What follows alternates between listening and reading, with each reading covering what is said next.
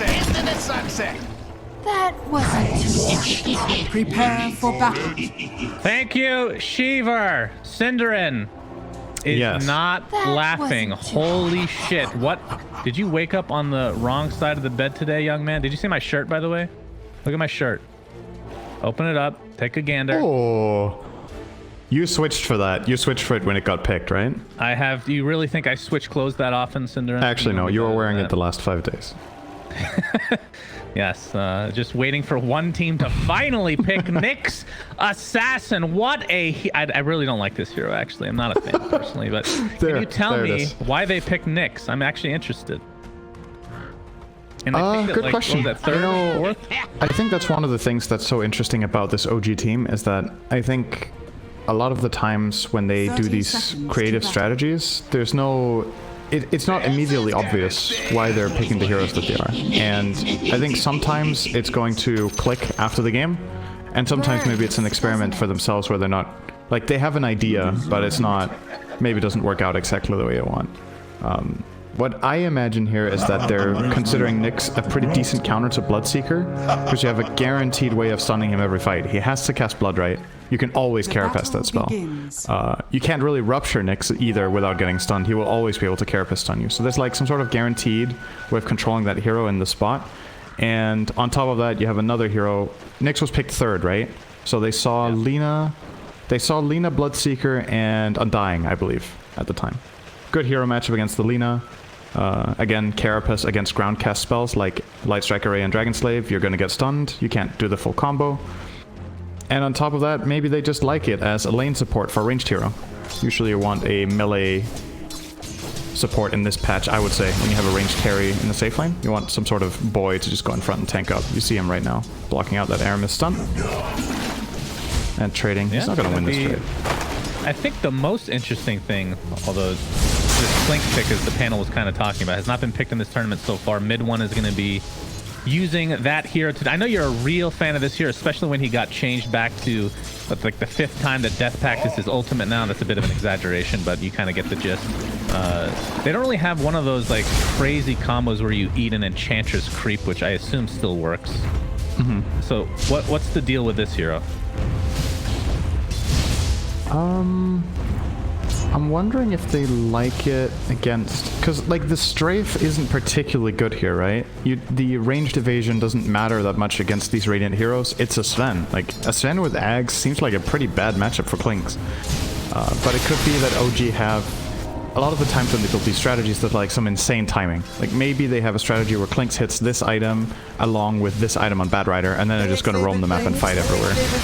Maybe it's like a macro strategy around the map where they're like, okay, Viking, when they played these last games in the series they played very slow and very farm intensive.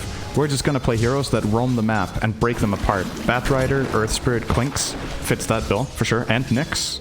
So that might be the primary approach. It's just the bigger picture rather than matchups or a specific hero timing in the game. And I know I'm just saying a lot of maybes, and that's really because this strategy is so unusual that we have like no data on this strategy in this patch. Like there's so many. I would prefer that you be honest than actual just bullshit your way to an answer. You know, I'm being honest. That's the beauty of you. I know. That's why I appreciate you. You know, when nobody else does, I truly do appreciate your honesty, Cinderin. If you don't know anything, Celery is burning a lot. Yep. That's 4 stacks of sticky napalm. Make that 5. As Celery's going to continue to get chased down by Seb, who's going to dive the tier 1 tower. So this will be a trade of sorts. But First Blood does go the way of Seb and OG. You're generally really happy with it as Bat Rider. Yeah, you trade away and Sven gets the kill, but because it's First Blood, Bat Rider as a hero in lane really loves getting these fast boots and 1 extra item. It's a very momentum-based hero. We'll see if he goes straight for travels. We could see Seb going for maybe a drum build-up, maybe some sort of alternative utility item like Yules, whatever he thinks is good in the game. But usually trading 1 for 1 where you get the First Blood is fine. I really like when it happens and I'm Bad Rider. It's just so nice, and you expend so many resources. The enemy team uses a lot of resources too to take that fight. You get the refill, you get a kill. Straight back in action. And again, Celery is actually... Oh, I think this time there won't be a trade, Shannon. I think he's actually just flat out going to die. That is a lot of damage. Another 5 stacks of sticky napalm. At all. They seem a little unfamiliar with this with this lane matchup. They got... Did they both get sticky together 4 times in a row, I want to say? Well, Shad still has 7 stacks, but I don't know if Seb can actually pursue this any further. Oh, he has flame break. 8 stacks, here it comes. Oh my god. More aggression from Saksa. That is an actual super easy kill once that many stacks are upon him. Alright, good lord. You know what the word is for this?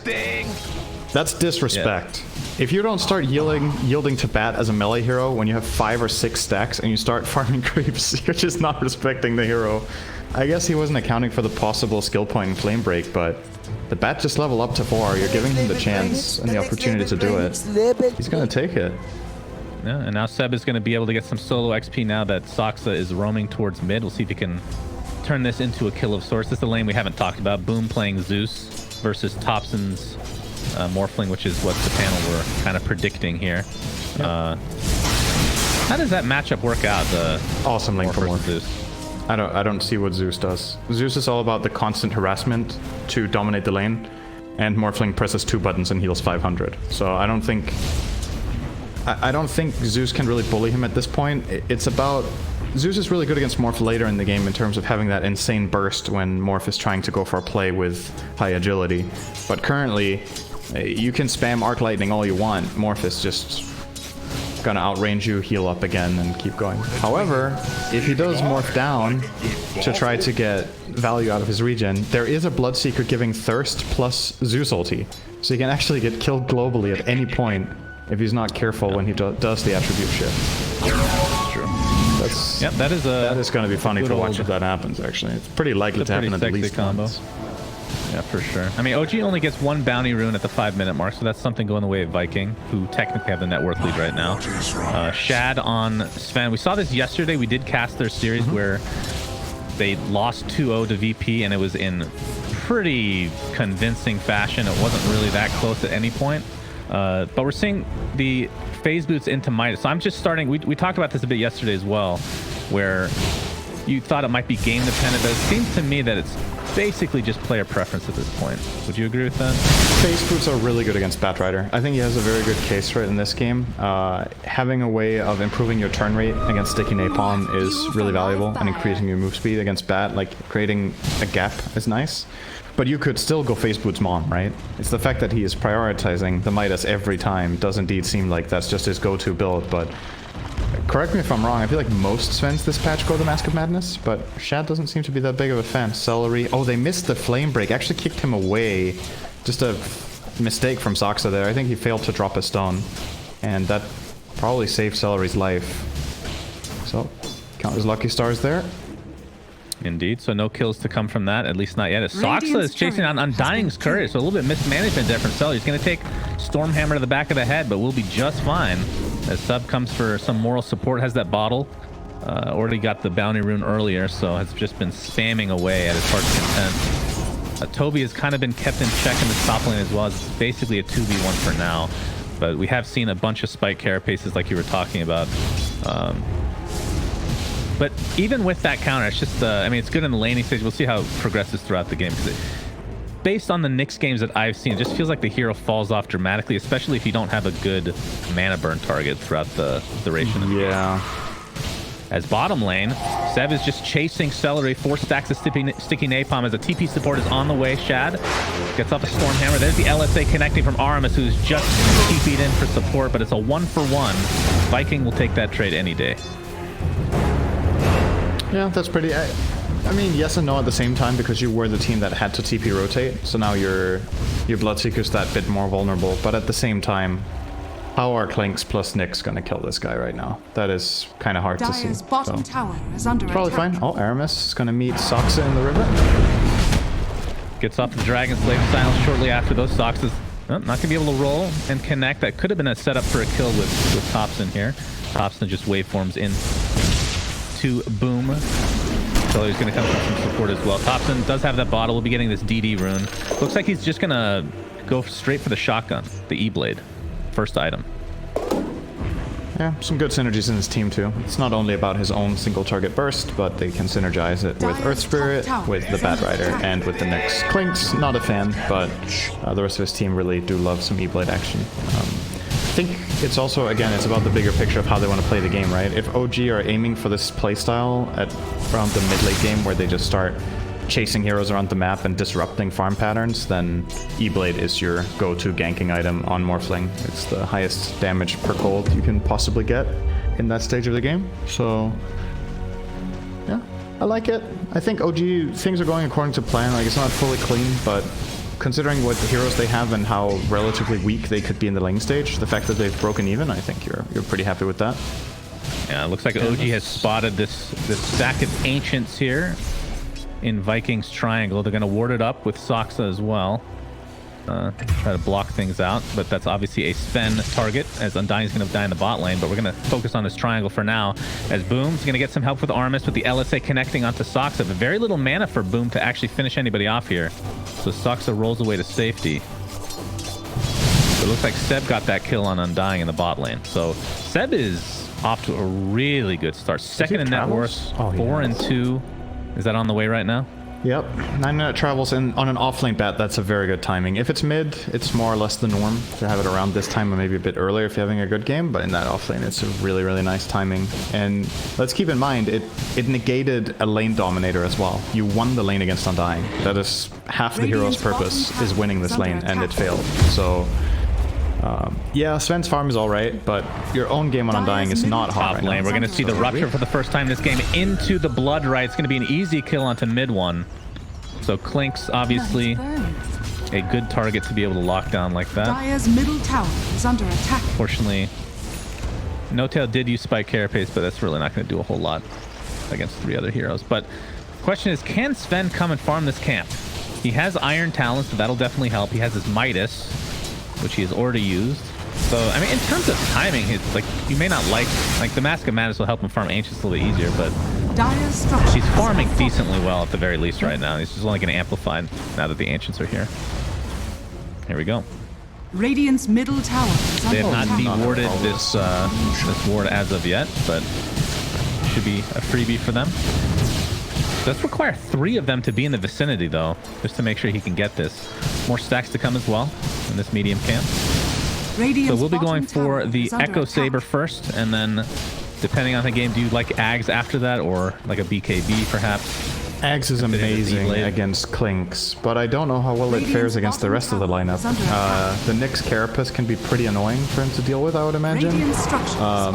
You're also playing against Batrider, who really... You don't really want to jump into this hero. Not necessarily like... Oh, wait a second. This is a really good roll. Very nice flame break. He's going to get the lasso off as well. It's going to be an easy kill, but the question is, can OG get out before the rest of these reinforcements end up taking them down? Seb able to Firefly to the lower side of the map here, but Shad is there waiting. But again, he doesn't really have that much damage, and Seb is super fast. Toby does have Rupture. Will be getting off. The TP is going to be there, and it's enough. Seb gets away. That is so much space. Soxa got away as well. My goodness. That is so much space. And OG are immediately going to use that to take over the triangle as well. No-Tail gets in there. He blocks the big camp again, and body blocks the medium camp. So a lot of farm being taken away from the Sven at this point. In the meantime, all 3 of OG cores are pretty happy in this game. It's only really the Sven for Viking that's doing well. Okay, Sox is just rolling by for efficiency here. So I was also thinking about, so we were, oh, hang on, Nyx is fine. Yeah. We were talking about how Nyx has a tendency of falling off later in the games if mana burn isn't good enough. I think Radiant are scanning. I want to say there's a second thing that makes Nyx really good, and that is if Carapace is consistently valuable. And usually what makes it fall off is that heroes get BKB, right?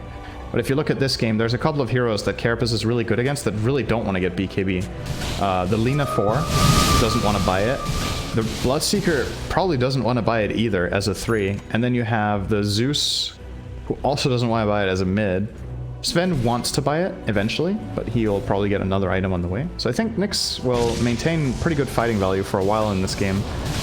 And you can see he prioritizes it, right?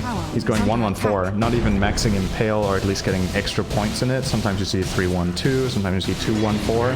Flat out just instantly boosting up that Carapace. His most valuable spell this game. Yep, definitely prioritizing that. Mid one, by the way, picks up, and Orchid was trying to get a kill with that. We'll talk about that in just a moment, as No-Tail's going to get Laguna Bladed. Does get the Spike Carapace off, which, again, blood right, and will get Ruptured, though, and brought down very shortly after with Okay, Zeus wants it. Well, he died. All right, boom. Dire's top You got it, tower buddy. is under attack. So, Clinkz is an interesting hero in terms of itemization, historically speaking. Orchid used to be a thing a long time. Okay, things could have changed by now. I haven't really seen him recently. Orchid used to be a very common thing for him a long time ago.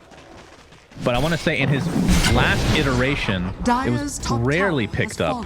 It was mostly just like a death relator into like Diffusal or something like that, as Toby is going to get destroyed. So talk to me about this Orchid on this iteration of Clinkz, which is the super old version, I guess we could call it.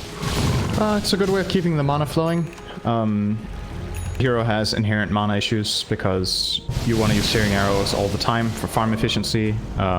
Skeleton Walk is 75 mana, you cast it all the time to run around. You want to use Death Pact off cooldown, so there's a lot of things that you need to keep going. It solves that problem, and it gives you solo kill potential. Again, fitting OG's strategy of catching heroes off.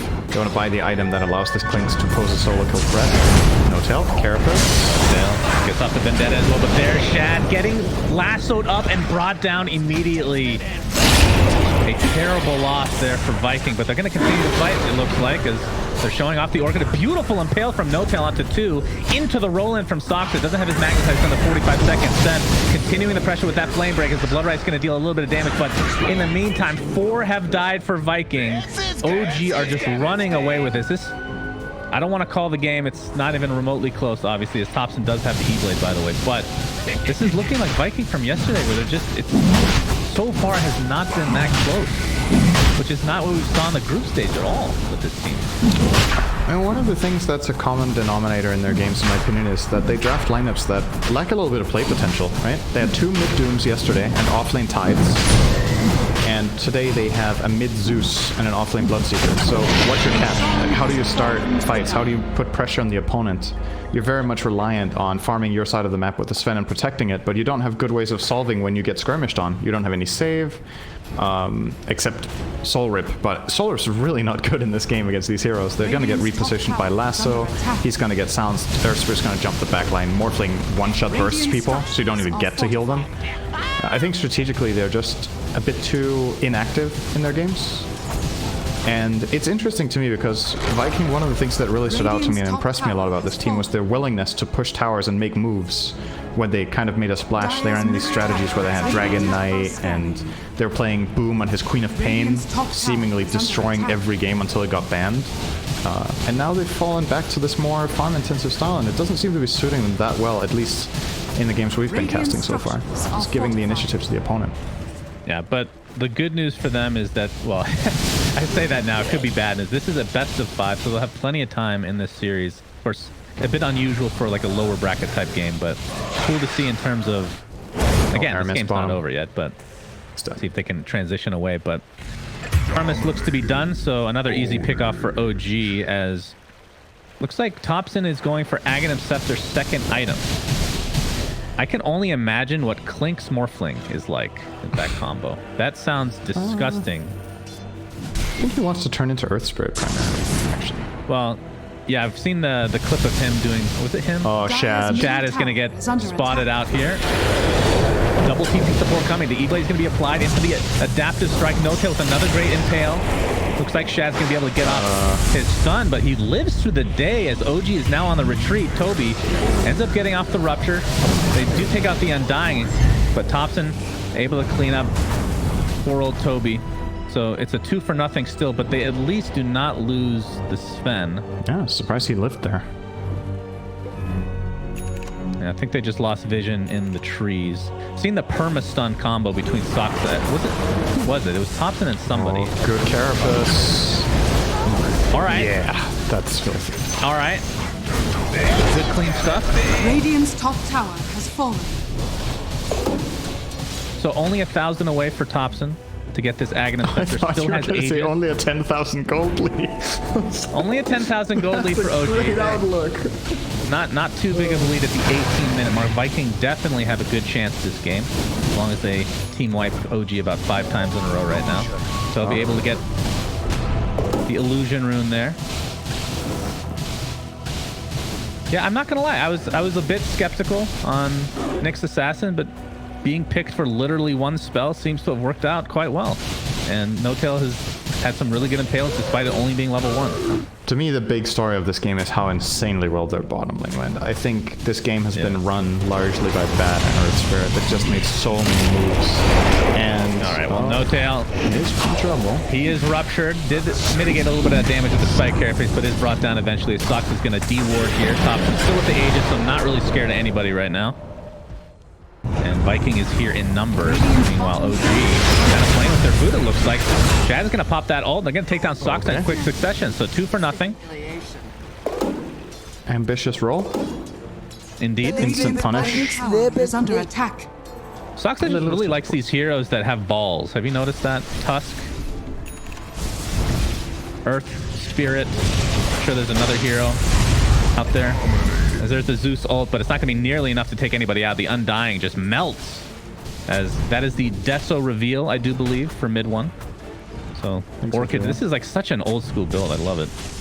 It's going to be going for a BKB now. It's insanely powerful right now. He hits for 250 and has... He can solo kill any hero, including... maybe not the Sven, but I think he can kill anyone else. If he gets melee range, Orc hits them and just hits them, I think they're gonna die before they escape. They have no Ghost Scepters, no Force Staffs, no Yules. He's probably just gonna kill them off immediately. So, gotta be careful with that.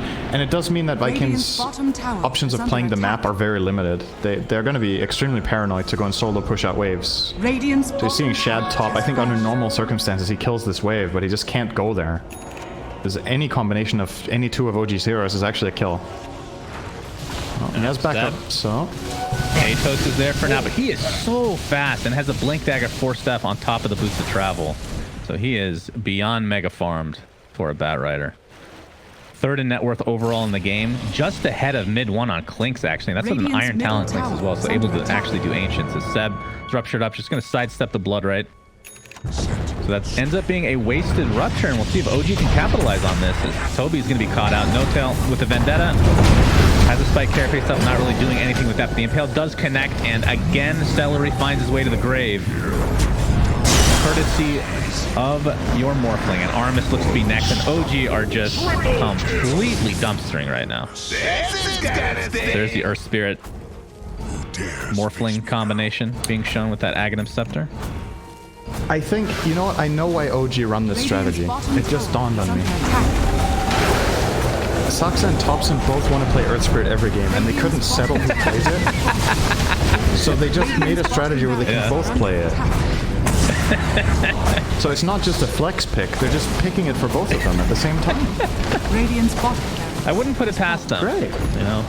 Yeah, I would not put it past them at all. It is such an insane hero for Morphling to turn into. You get all of the stones every time, I believe, you turn into Earth Spirit. You have 7 stones to play, so you can just roll through fights. You can go from one target to the next, to the next, to the next. You get insane mobility, you get extra spell damage to synergize with your E-Blade. It's just, well, that would be it's a new Morph Shaker, good way. That would be a good way to nerf it. You just get their current stones instead of max right away. I mean, I could be wrong on this, but I'm pretty convinced you get max every time. I just assumed you're right, but you're right. You've been wrong so many times that I can't just take your word for it. I have feelings too, you know? I used to. This is where we get a message like, why are you so mean to Synderen? Why are OG so mean to Viking, though? Yeah, this is Let them a rough farm a showing bit. for Viking, no doubt. Well, you're right about the rigidity. Is that a word? I think so. Rigidity of their drafts, and maybe it's something that has just been discovered about them based on their group stage. They had a lot of games to play, and they did really well. We're seeing some counters now. The initiation from OG is underway. Shad's going to get kicked away to the other side of the map, basically. Has his ultimate activated along with the BKB, so he's not going to be brought down quite yet. There's no casualties thus far as No-Tail going to get that spike carapace off, but the BKB is just going to ignore literally every part about that. But in the meantime, this fight is quite segregated. Toby's going to be the trade, so it's a 1-for-1 across the board, which at this stage of the game, better than you can expect for Viking, based on the fact that they're down 17k right now. But Aegis is gone, and Roche will see in about 20 seconds when he will be up. as there's the initiation again. This is how many deaths for Undying. Not to highlight this, but 1 in 10. It feels like he has died so many times. It's like the first to die in most of these engagements. There's the initiation from Seb, and Shad is in a lot of trouble, and by that I mean he's dead. Does not have buyback to speak of. They're just going to call GG as this game 1 was all OG. Complete beatdown. And I want to... Now that we've cast 3 games of Viking in a row, you and I think we want the same thing from them, right? We need to see some